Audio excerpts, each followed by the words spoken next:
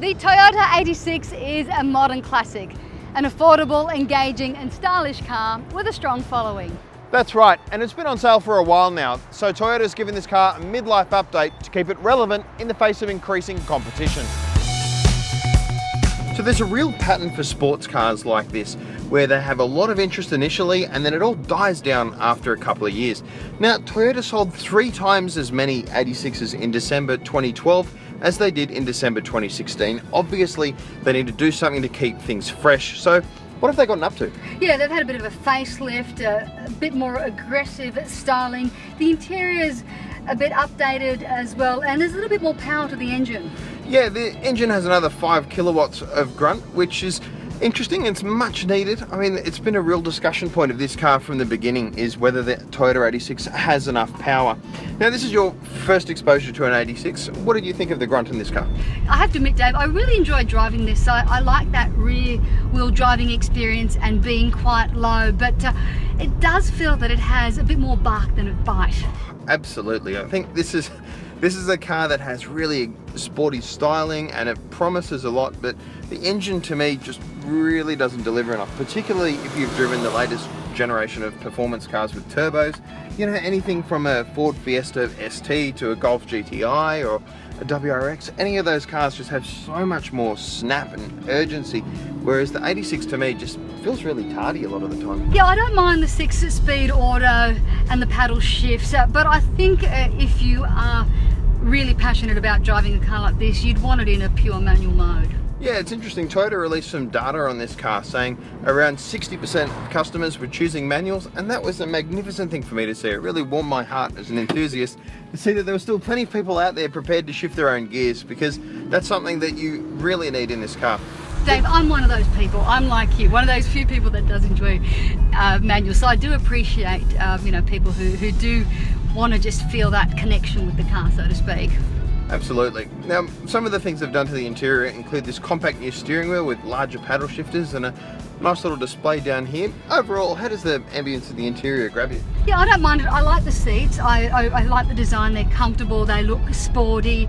And this design here, it looks retro, but it's more retro naff to me. It is. Yeah, they've kind of gone that way with the digital clock and things like that are just a little bit 1980s. What do you think of this suede-like Alcantara trim that they've put in a few places in the cabin? Yeah, I really like this. It's simple, but it's elegant, and it just adds to that sporty dimension of this car. All right. Well, let's pull over and give you a drive and see what you think. Okay.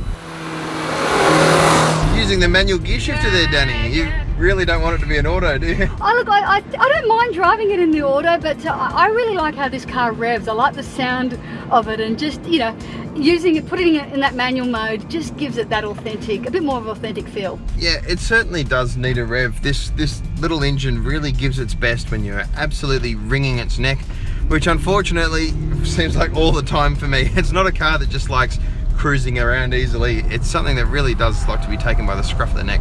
It's an interesting car. It's been designed for the track, but you would expect it to have more power to it than what it's got. Yeah, that's right. The car has always been about balance rather than power or performance. So Toyota has given the car new springs and shock absorbers and improved sway bars to give you more control when you're driving hard. And it's also introduced a new stability control system that has a Goldilocks mode. So once again, it has full on and full off. Which might be a bit too cold and a bit too hot for some people, and right in the middle there's the just right setting where the car will let you have a bit of fun with those rear wheel drive dynamics and maybe do a skid or two but not get too far out of control. Yeah, I have to say it's a fun car. It handles corners quite well and it brakes pretty well too. So if you are looking for a sports car but you're not a real fanatic, I think this is not a bad alternative. It certainly is a friendly car, and don't you just love the steering? We had a chance to take this out in the hills earlier, and the balance of this car is just great. The steering is so precise, and really it feels more like a Porsche than a Toyota a lot of the time. Yeah, that's one plus, isn't it? But I think it's one of those cars that I can see as a second car in the garage for a lot of people, taking the car out on the weekend. Mind you, if you have a little one, it's going to be pretty hard to put a baby seat in. But you did give that a crack, and I understand that your daughter was quite a fan of riding around in the back of the sporty car. She absolutely loved it. It was Mummy, can we go out in the sports car? And Just with the sound of the engine, it's one of those good ones. If you've got a child who doesn't sleep, put them in the car and they'll fall asleep with the with the, you know, the vibration. So there you go. Toyota 86, putting people to sleep since never. It's exciting. We like it. It's not that kind of car at all.